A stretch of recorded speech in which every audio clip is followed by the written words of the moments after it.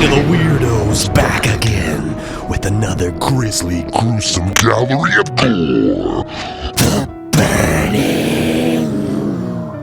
And no, I'm not talking about your last visit to the health department. I'm talking about yet another 1981 slasher. Could they possibly be inspired by the rise of Halloween and Friday the 13th? Well, the legend himself, Tom Savini, turned down Friday the 13th Part Deuce to make this film.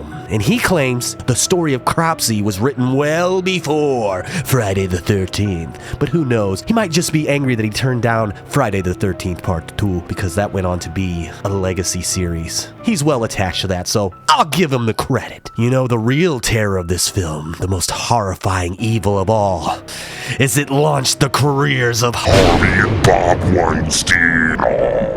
Those sick bastards. This production also allegedly kickstarted Harvey Weinstein's sexual misconducts. He supposedly exposed himself to an intern and demanded a massage. So right from the get-go, and this shit went on for what, 36 more years? That's sickening. Let's move on from that. This also launched the careers of Jason Alexander, yeah, fucking George Costanza himself, and also Holly Hunter. Yeah, she would go on to be, Ed in Raising Arizona. Love that movie. And also it's got that dorky kid from Fast Times and Ridgemont High. Those are two Nicolas Cage references right there, so we're bringing it back. Fuck the Weinsteins.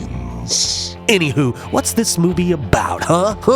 Well, it takes place at Camp Crystal Lake. Camp Bloodstone. Yes, a lot of people call this movie a Friday the 13th clone. And I get that. It looks very similar, has a very similar plot, a slasher movie taking place at a camp. That's what this is. That's the gist.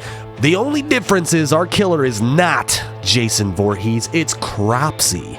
Cropsey, yeah, you're like, who the hell is that? Well, he was a maintenance man that worked on the grounds of Camp Bloodstone. One night, some tricksters, some dirty old kids, they don't like him, so they decide to prank him. Yeah, their prank is to put a flaming skull next to his bed. They beat on the windows. And then he wakes up and sees it, and he's like, oh shit, fuck! And he like knocks over the fiery skull, and it catches him on fire, and he fucking flails all over the place, and he falls out of the cabin and down a hill on fire, and you can obviously see he's wearing a suit. He doesn't die though, no, he doesn't die. He's put in a hospital, and then finally they let him out, and he plots his revenge. Old Cropsey, yeah. Maybe this is what inspires his murder spree. His first night out, he finds a prostitute. You know, the guy's like, man, I haven't gotten my dick wet in 5 years. It's all burnt up. I gotta see if it still works. She takes him back to her room to give him a little in out. And then the second he like starts getting anxious, she's like, you gotta go. You gotta get out of here. And it's like, whoa, dude, he's paying you for sexual favors. What? You can't. Do you turn down ugly people all the time?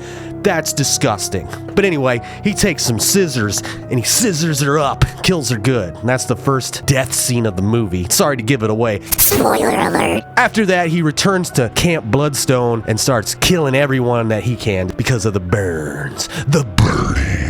The one thing I'll give this over Friday the 13th is the cast is way better. I loved everyone in this. They had personalities. They had nicknames. I remembered people. When I watch a Friday the 13th movie, I don't remember any of these fucking campers. They all suck. They're all just bland, blah, bullshit people. But, you know, you got Jason Alexander. He's funny. He actually brings the cast up. Brian Backer is Alfred. He's like the nerdy guy. I mentioned him earlier. He's in Fast Times. There was another guy, Glazer. They got Blazes and Azes and all kinds of Azes. He was the meathead. I loved him. I think you might remember him from Spider-Man. He was the guy that wouldn't give Peter the money. I need that money. I missed the part where that's my problem. I'm not gonna go into every fucking person in this movie. It felt like you were at an actual camp, and that's really what you want in these kind of movies, because then it makes you feel something when they kill them. I gave you the gist of this. I'll give you some qualms I have with it. Cropsey, our killer, he always uses shears. So that's where Friday beats this movie, is Jason always picks up something new. He's always got something weird to kill you with. This movie, it kind of gets repetitive. He just kills everyone with the same weapon. I really wish they didn't go with that. I wish he just would have, took a note out of old Jason's book and just killed with random stuff. Because you got Tom Savini. This guy's so creative. He can come up with some imaginative shit. I felt like he was limited. And also the look of Cropsy, that's another reason he's not remembered, is kind of just looks like he's in detective clothes or something. He's all black with the black hat. It reminds me of, what was that, Halloween 6, The Man in Black? I'm sorry, that look is just cheesy. It's not scary. Earlier in the film, they showed his arm and it's all burned up. That, you should have just had him walking around like that. That's creepy. And they do show him at the end. I think his mask comes off or whatever the fuck it is. And the makeup's not very good there. And even Tom Savini himself said he was rushed. He didn't get time to fully work out Cropsy's look for that final shot. And it tells, so... I can see why Friday the 13th went on to become a legacy film, and this is just an underground cult thing. It is better than Friday the 13th in many ways. You just need a little tweaking, and it could have been a legend, and it just fell a little short. I'm gonna wrap it up. I'm just rambling like a motherfucker. God damn, I need to get away from the 3.5. I've given the last 3 films like 3.5s, but this is like a 3.5 for me. 3.5 burn up penises. I don't want to think about that guy's penis. I gotta go, Bob, for some assholes. I'm the king of the weirdos.